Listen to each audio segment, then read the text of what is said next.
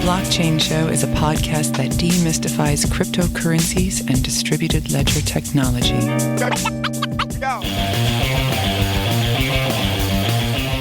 Hello, ladies and gentlemen. Welcome back. Thank you for tuning in. This is the Blockchain Show. I'm your host, Ethan Kinderconnect. Today, I've got a special guest who I know you'll find interesting, Haseeb Awan, a cellphone security expert and the CEO of EFANI, America's most secure and private cell phone service. He also was the creator of the First Bitcoin Atm, Y Combinator alumni, and telecommunication engineer. He has a long history of innovation and success in the crypto space. Haseeb, that is quite a list of accomplishments. Thank you for joining us. Welcome. Oh, thank you. Thank you for having me on the show, Ethan. Well, it's my pleasure. I think that when we first were contacting each other on email, the thing that caught my eye was that you were a SIM swap attack survivor. And that had me puzzled for a second, but then I realized, yeah, I could totally see that. And then the more I looked into it, it's kind of a freaky thing that can happen. But why don't you tell me a little bit more about yourself and how you got to where you are today? Thank you, Ethan. So I got into crypto almost 7 years ago. Ethereum wasn't even born at that time. I think Bitcoin was still in double digits, and that's how I got into Bitcoin. I bought 100 Bitcoins at that time at $60. The reason I got into crypto was purely because it was just convenient to buy at that time because it's cash. You can go to anyone and just pay cash and buy Bitcoins. Another part about that was also that was the only financial instrument that was offered to me. No bank says, I want to do business with you, because I was not super rich at that time. So someone said, and then no one offered me anything. So Bitcoin opportunity just came up and Bitcoin price was going up. So I just bought Bitcoins. And at the day I bought Bitcoin, I think Bitcoin crashed $35 the next day. And I thought, oh my God, I got doomed, and I lost money. So I kept Bitcoin on a hold for some time and I kept on with my life. And then I discovered Bitcoin still going up. I saw in one of the news, Bitcoin is going up. And when I saw that Bitcoin is going up, I realized that there's no way to buy Bitcoin, frankly, at that time. You have to send, I don't know if you remember an exchange called BTCE. Yeah. So BTC and Mt. Gox were the only option. So think about those was a Coinbases of today. And literally you have to send money offshore to a person that you don't believe is legit and hope that he will send you Bitcoins. And that was kind of sketchy. So we realized that why not we should have a ATM just to buy Bitcoin simple. So we created the first Bitcoin ATM. Around that time, one guy was working on a kiosk. But when I said Bitcoin ATM, we were able to buy and sell Bitcoin on the same machine. And then I think the first customer we sold to, the first customer I made the call was to Anthony Diorio, who is the co-founder of Ethereum. And he introduced me to Vitalik at that time because I was from Ottawa and he's from Toronto. So we met together and we thought let's launch it. So I think on 1st of January 2014, we launched the first Bitcoin ATM, and that's how I got introduced to Ethereum, and I met Vitalik, and then I stayed in the Miami house when they were announcing Bitcoin, and that's how things started changing. Then I got into Y Combinator, and things started to change. I think today we have maybe few thousand locations where you can buy and sell Bitcoin through our software, and then we have a lot of big firms who are using our software. And not just that, we also have a lot of government of Canada using the software. But yeah, that's the introduction how I got in Bitcoin.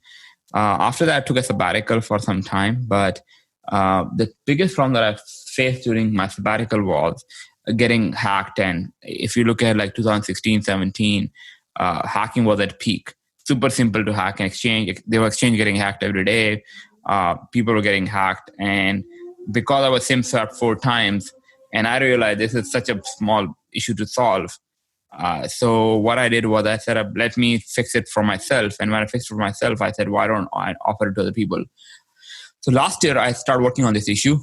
And what we said was, is there a need for a privacy-focused phone where your customer data is not sold? And that's how we, set up our network. And now we have a lot of, I think, we have maybe majority of the influencers in crypto space use our software, our cell phone service. And that's our bread and butter now. And then we have a 90% of customers are non-crypto. So we serve lawyers, accountants, celebrities, influencers, apart from crypto too, who want security and privacy on the cell phone. Yeah, I would imagine that's a big group of people and a growing list. It is, but at the same time, selling a privacy is a difficult sell for ordinary customer. Like, people will talk about privacy, but when it comes to steps that you need to take, or the cost that you have to pay, a lot of people will not do that. They will stick to the status quo. So yes, they will say, hey, I love Bitcoin, but when it comes to banking, they may go to Chase Bank. So yeah, that's a good point. And I know you mentioned a sabbatical. Did that have anything to do with maybe kind of? I kind of went through a phase where I was kind of losing interest in the space because I thought that people didn't care about it, or was a sabbatical for some other reason? Well, certainly. I'll give you an example. In our case, we had to spend a lot of time. Maybe 80-90% of my difficulties were to accept Bitcoins. Even today, we have to go through a lot of challenges that can we accept Bitcoins. And the problem with that is very few people pay by Bitcoin, even though they are influencers in the space, or anyone who's basically into space for a long time. We rarely get anyone who pays in Bitcoin. And that is a kind of a bummer for me, because I want more and more people to use Bitcoin. But if the goal is not to spend Bitcoin, then it becomes a challenge. And I did maybe spend 2 months just to set up Bitcoin payments. And now it looks pretty simple that, hey, it's 2 minutes thing. You just go to Coinbase or BitPay and make an account. But no merchant will work if you have if you're accepting crypto. And the accounting system that goes along with that, and telecom, it's a pain that how you make it happen. So long story short is that how much I want Bitcoin to be adopted, but frankly, even as today, it hasn't moved past the, okay, my Bitcoin will go up. It hasn't passed the Ponzi phase. That's true. And it kind of brings up the central issue here was security, something that we've talked a little bit about on the podcast, but of particular interest to me. And as our technology becomes more advanced, so does the capacity to get ripped off. So I was hoping you could maybe give us a little background about what got you so interested into security and how that's going to look, in the next generation of things.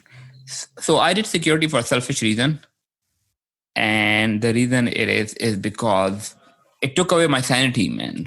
I was kind of very, very upset of what was happening to me. If it happens to you one time, okay, it's one time. But if it happens on continuous basis, you lose your sanity. You become paranoid. It was basically impacted my mental health. So I wanted to solve a solution and there was no solution out in the market. And when I did it, a lot of people resonated with my solution, and then they start buying into it, and that's how I built a business. But for me, the only reason I built it because I could not find a solution. If there was a solution, I would not have built it. I just believe that security and privacy is the basic human right. And unfortunately, cell phones, because they're the status quo, the status quo that would not allow you to build business in space. I'll give you an example. If you want to build a bank, crypto focus is almost impossible because the cost of building a business, the cost of setup, and the business case does not make any sense at all. So even for us, it's very difficult. It's not cheaper to build what we have done. And so when we got into the industry, we thought, okay, people in Bitcoin will flock to us and they'll buy. But we didn't get a lot of uptake from crypto community, because I realized that people who talk about privacy do not want privacy. A lot of people just talk about it just because it's cool to talk about it. And similar with crypto, if you understand the space, it's just about everyone is trying to pitch their own chain and why their chain is better than someone else's chain. And that's pretty much about it. But 99.99% of them do not do anything at all. Yeah, it's something that I've picked up on. And I kind of got to keep myself in check too, because it's something that interests me, but it's something that on a practical level, I try to take steps to, I'm not a big player in this space to begin with. But what are some things that everyday people, like the layman listening, what are some steps that they can take, and maybe tell us a little bit more about the steps that you take? Certainly. So our steps are like, obviously, like the type of customer profile we deal. They are like they have a different, I'd say, pedigree or different kind of things. They're not just their target. They also don't want to be sold. So just the thought of like selling the data is kind of, it's upsetting, right? Like, why should you be sold? Like, think about it. You are sitting in your you're having a dinner at your living room, in your house, and someone is watching you. Like, just the thought of it, and then he's monetizing that call. He's saying that, okay, I'll sell this data to someone. So, and this all is like kind of very upsetting. But a lot of people will compromise on that. They'll say, oh, this is bad. But when it comes to like bigger product, they'll say, oh, I want to use Facebook. Obviously, but if Facebook says, hey, I want to charge $2 for you to use our service, you say, no, I don't want to pay that money.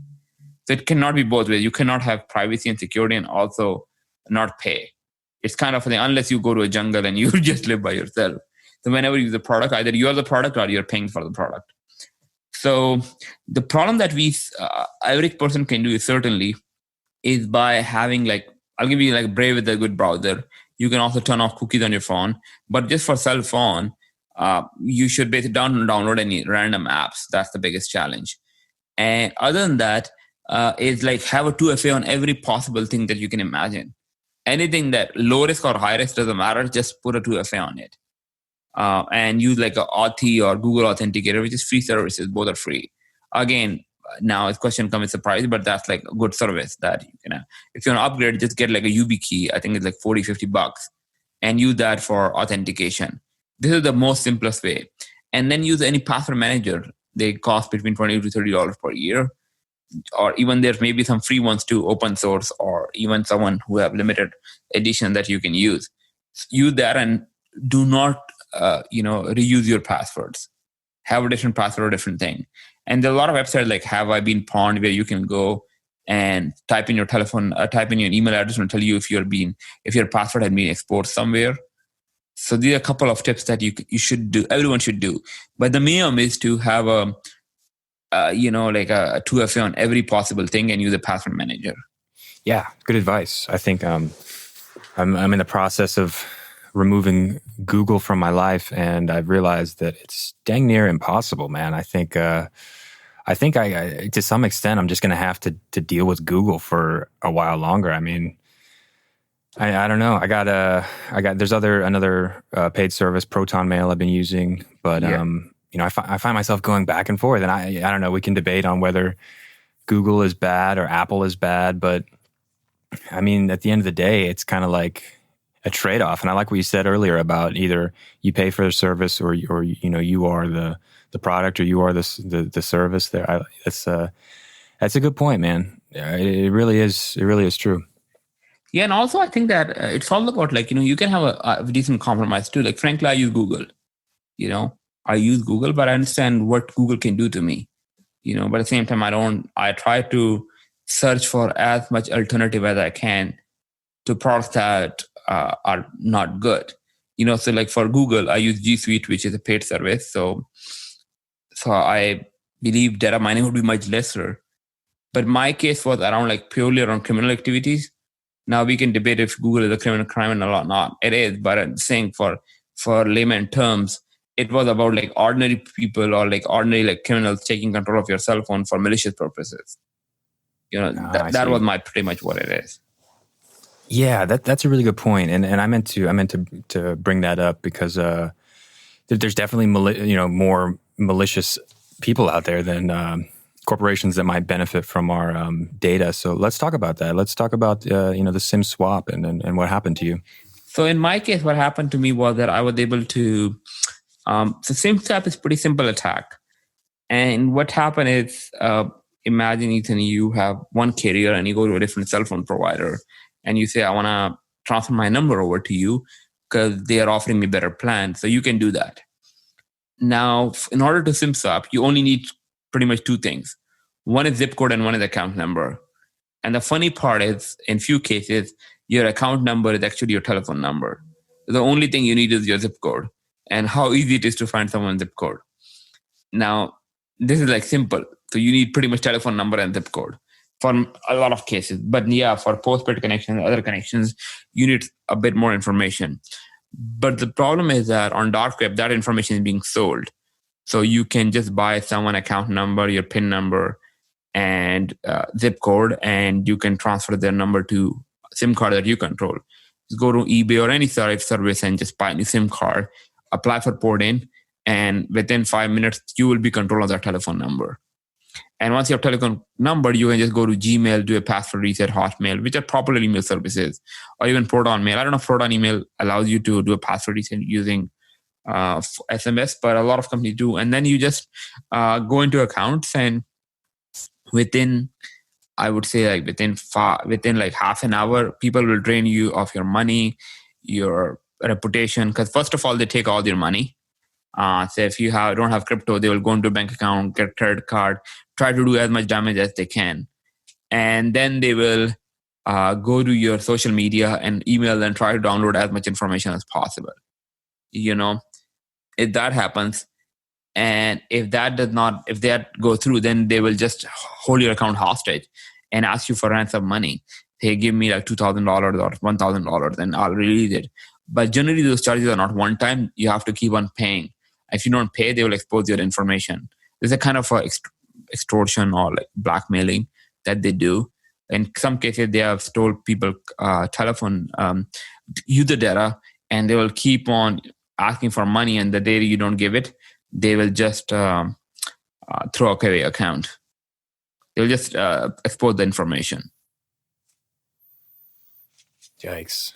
Yeah, that's terrifying. I'm sure some people have more to lose than others. Wow. How do you recover from something like that? Oh my God. It's not a simple question. And I'll reply to that. How do you recover from this? Okay. Once you're done, right? Like it's like someone taking control of it. It's very difficult to recover.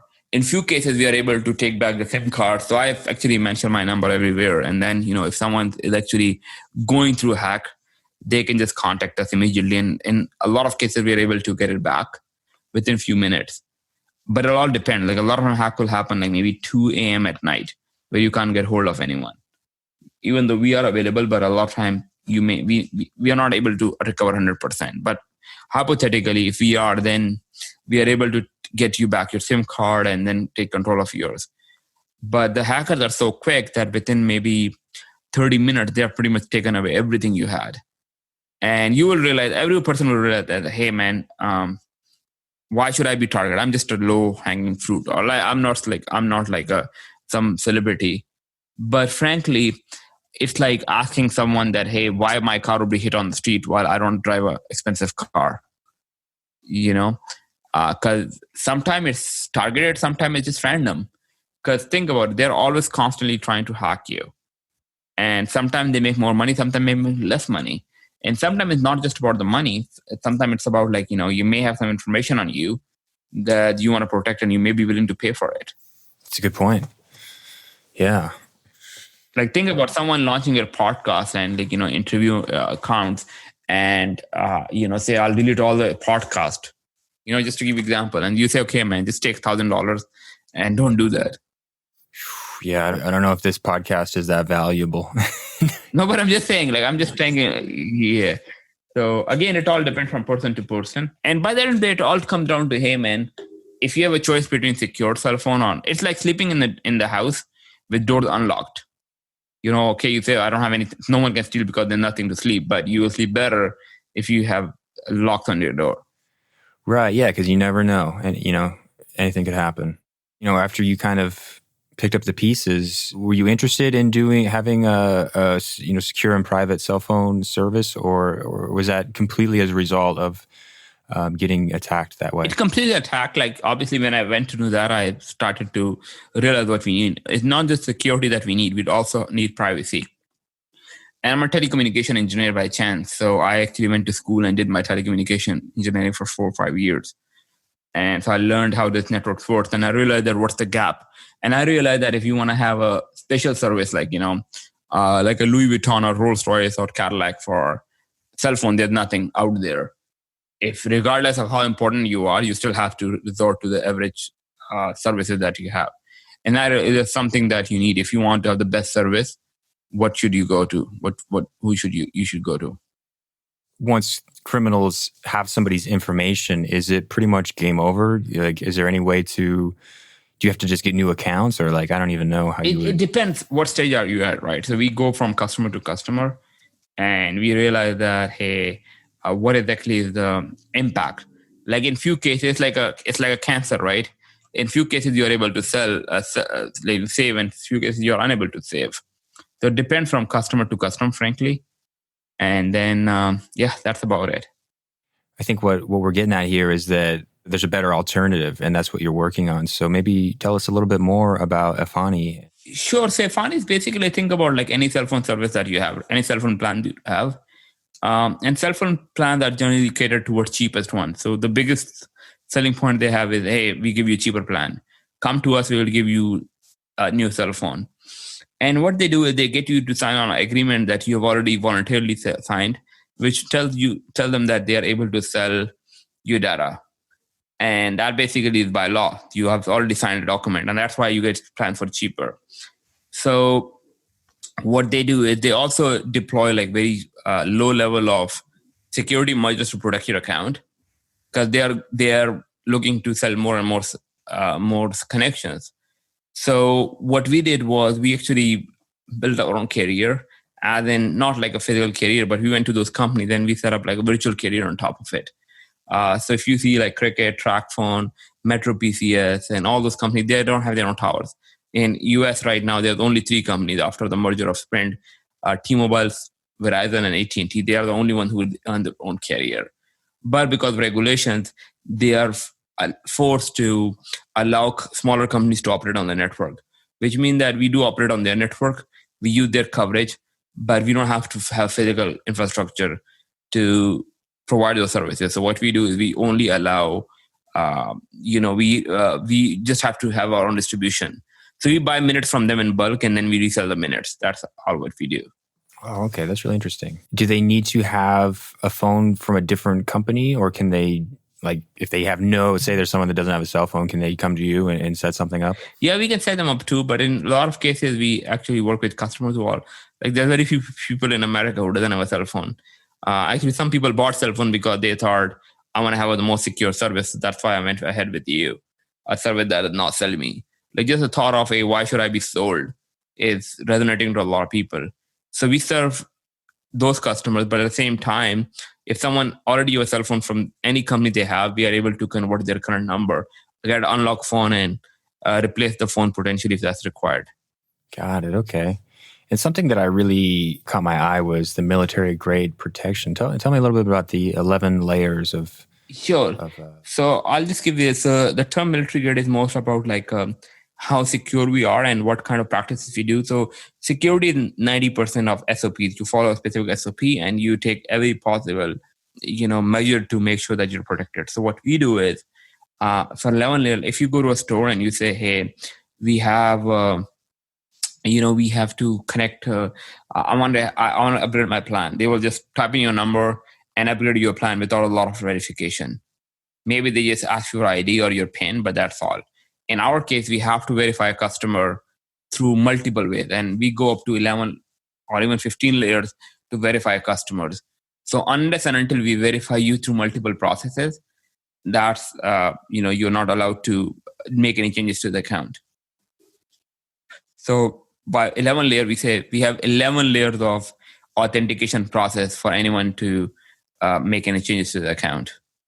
So say that somebody is, like if we've got a family and there's several numbers on one plan, would we have to upgrade the whole family, or can somebody like break off individually? No, they can do it on individual too. We also work with families who want to secure the entire families, but anyone who basically just want to secure themselves, we are able to transfer them out of their family plan to move to a secure plan. So the family can remain on an unsecured plan and they can upgrade to a secure plan. Awesome, man. So how long has the company been around? We are around for almost 9-10 months now. And in that time, we've witnessed one of the strangest global pandemics in history. Yeah. So tell me a little bit about the impact of COVID-19 on SIM swaps. So we actually have not been issued into, we haven't had a problem, frankly. We actually have been doubling our sales since we started every 2 months. And our sales are like people use cell phone, right? And with this pandemic, it's actually unfortunately, it's making us more successful because people can't reach their current cell phone provider or they can't provide their bank. So they want more security. And the only challenge we had was we could not get into a lot of enterprises deals, which we were hoping for. But now we are getting back, and now we are trying to push for those again, where we are going into and securing the entire C-level executive of company. And people have more attention span right now, so they are they're purchasing more stuff. And frankly, the target audience we have, they have not been impacted. So for somebody who is doing a lot of cryptocurrency trading or purchasing, and how are they at risk, and what can somebody do to protect their funds if they're all in on crypto? Correct. So number one, we don't just work with crypto. We also work with 90% of customers have no crypto. It just depends on Ethan. If someone have access to your call log, someone have access to where you live, how many people live with you in the family, and ability to take our cell phone number anytime they want. What is worth to you? That's all. And that could be a crypto or non-crypto person, And so a lot of crypto people are smart. They have put it to FA. But more than that, it's all about privacy and security too. Because a lot of people will just become victim because we use telephone for multiple things. Is it okay if criminals can take it? And the simple example is, I don't know what your cell phone costs, but imagine it costs you $60, $70. So our service, you're paying $20, $30. So that's the delta that we make, and that's the delta that you are compromising for. So if you pay like $200 or $300 extra per year, what does it mean for you? That's pretty much the question is. And like for a lawyer, accountant, any average person, it doesn't matter to him that if criminals can buy the data anytime they want for like pennies. So ultimately, are you paying for the data, or is the criminal who are paying for the data? Yeah, that's a good point. You mentioned just how many times a person gives out their cell phone number on the internet, or it's almost like I don't even think about it. It's like, oh, they need my number. Yeah, what if something goes wrong? They need to call me. How is it? I know you mentioned this earlier, but I was hoping maybe you could explain it a little bit in further detail for me. If, say, a criminal or someone with nefarious intentions is able to intercept my cell phone number or gets it from someone, I don't know. Yeah. So he has access to. So number one thing is that. So anyone who call that number will come to you. Anyone who called you the call will go to him. So imagine he called your bank and I say, I'm Ethan. I want to withdraw like $10,000. I lost my credit card, whatever they did, and they make a call, and they made a call. So what impact can they make? I don't know. You may say, hey, I have $0 in my bank account. Okay, that makes sense. Then you say, okay, what if someone goes into my Facebook account and get all the information and get all my correspondence with anyone? Doesn't matter to you or not. So, and then you can also look into what if someone is able to access my iCloud because I have personal information there. And not just that, what is it important for someone, like how much risk I am at if someone wants to access my information? Does it matter to me or not? That's pretty much about it. So if it matters to someone, they should care about. But if it doesn't matter to him, then and they are happy to sleep door unlocked, then obviously they're a different person. Like I don't know how to explain that. No, yeah, I get that. I guess my question is, how easy is it for a criminal to get my phone number, say, and pretend to be me? Like, are they calling from my number, or how does that work? So if you just want basic information like where you live, your date of birth, your social security numbers, your telephone number, that's just through an API call. You just have to pay like, I think 10 cents or 15 cents on the internet to get that information. And that will include your full name, how many people live with you in your house, your date of birth, any criminal record you have, your properties, and that kind of information. And maybe your social security number too. But if you think it's how much it will cost someone to transfer the number, maybe $100. They're most of the way there. That's a lot of information. Yeah. Okay, I get it. Thank you for explaining. So let's talk a little bit more about, just use me for the example, about getting me protected. Say that I sign up with EFANI, I give my phone number to you, and I get going, and somebody does then try to attack me. How is EFANI going to protect me and my information? So first of all, we talk to a lot of people who say, hey, how can I trust that it works? So I say to them, why don't you take a new number from us, just to give you an example, and we will put a 1 Bitcoin on the telephone number and let anyone hack it. A simple thing, right? It's a very simple challenge. Can you do this for year 2? So that's the easiest way to verify. But if anyone tries to attack it, because we are well prepared for it, we have put a port block on every number. So anytime that it is a port block, anytime someone tries to, it's automatically blocked by default. In order to unlock that block, you have to go through our authentication process, which is 11-layer authentication process. Good luck getting through all 11 layers. Yeah, and then you will get caught on one thing. And because of various processes we have, so we'll not just ask for your ID, because we know IDs can be fake too. We have a lot of interesting ideas where we can understand if this is an actual customer or not. Yeah, okay. Yeah, it's fascinating, man. I can see that you've put a lot of thought into this, and it's not something that I even realized that I needed or could benefit from. So how do we spread the word? And other than coming on podcasts like this, what's your interactions with people been like, and do they seem kind of receptive, or do you kind of have to educate them first? It depends on the customer, right? Like the sound of having a private and secure cell phone network is actually very good. But a lot of people say, hey, I'm on a family plan. So that becomes a challenge that people say, I'm on a family plan. I'm willing to sell my soul for having a new phone. So that's a difficult sell sometimes. But some people who understand that, hey, okay, I need privacy and security, it's very easy to sell. Customers generally have, and 98% of customers come from referrals from existing customers. So we haven't spent any money on marketing and everything, but also like podcasts, these help us get a word around.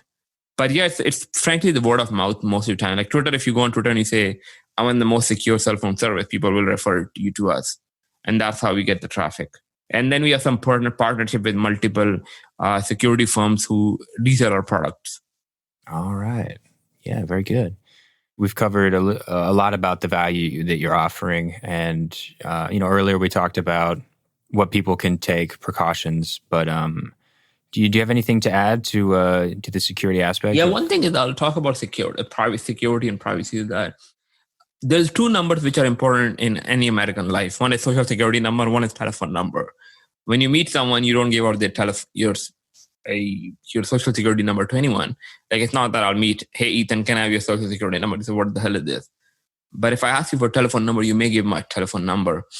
And frankly, I do forensic on a lot of telephone number. If you give me your telephone number, I can even probably able to find your social security number, the jobs you took. And it's crazy how much information can I just find by telephone number. And if I can find it through legal ways, and these are all legal ways, how much criminals have access to the information. And when they come in, they don't discriminate, this is this. They're just looking for their payday. So your telephone number have more identity linked to you than your social security number today. It's crazy to think about, man. I believe you. It makes perfect sense. It really does. Yeah. Like think about how many times have you given social security number in the last 1 year, and how much time have you given your telephone number? Just not even close, Yeah. Way more times have I given my phone number. Correct. And now the thing is, any person who has your telephone number, when they call, it goes to a criminal. Crazy to think about that. A lot of people are walking around very vulnerable right now. Yeah. And then people don't realize, they think that, hey, why should someone attack me, man? They are coming after everyone.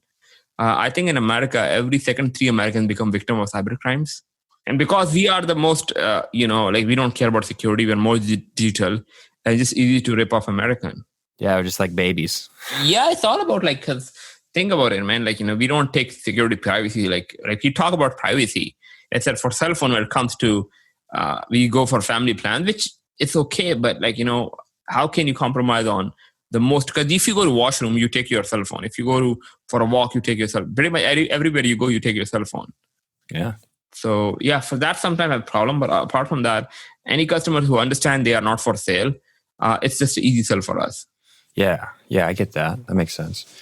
I think, man, this has been a really good talk so far. I didn't quite get to everything that I was hoping to, but security is such a big range of things we could talk about. Yeah, certainly. I know we're running out of time here, but is there anything you want to add, maybe about blockchain or trends in the future, or really, I'll just give you the floor. Yeah, I think if you look at if you look at all the blockchain and everything, frankly, I got in crypto a lot earlier than a lot of people, but at the same time, crypto evolved.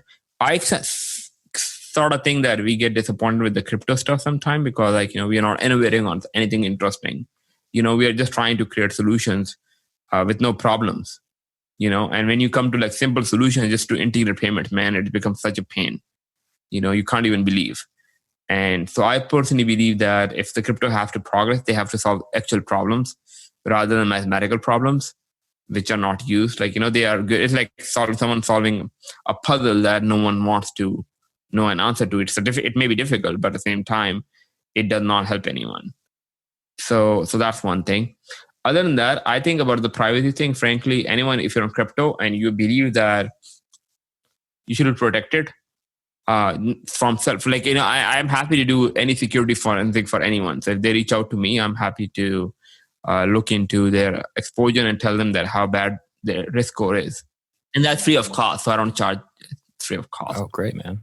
Yeah, maybe we should tell people how they can learn more and how they can get a hold of you. Yeah, EFANI.com. If you go on EFANI.com, we have a contact forum. If someone contact us, we are happy to, and I'll get in touch with them, set up a time, and then walk through what their exposure is.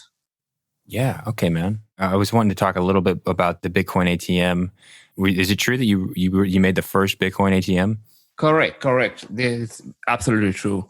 And the reason why I say this is because there were some couple of kiosks that were experimentation phases, and they were just one-way Bitcoin where you put in money and you get Bitcoin. But our ATMs were where you put in Bitcoin and give you cash. So we had the first two-way ATM or two-way Bitcoin. Actually, I think in Canada, and we have I think in Canada I had the trademark on BTM. That's awesome. So the term that came up through our company. Yeah, I still have to hunt around the Los Angeles area to find those. A lot of them are just one way, putting cash in. Yeah, it's otherwise you're a two-way recyclable machine, and one way technically comes into kiosk. If it doesn't dispense money, it's not an ATM. It's basically just a kiosk. Yeah. So that's why I say we are the first one.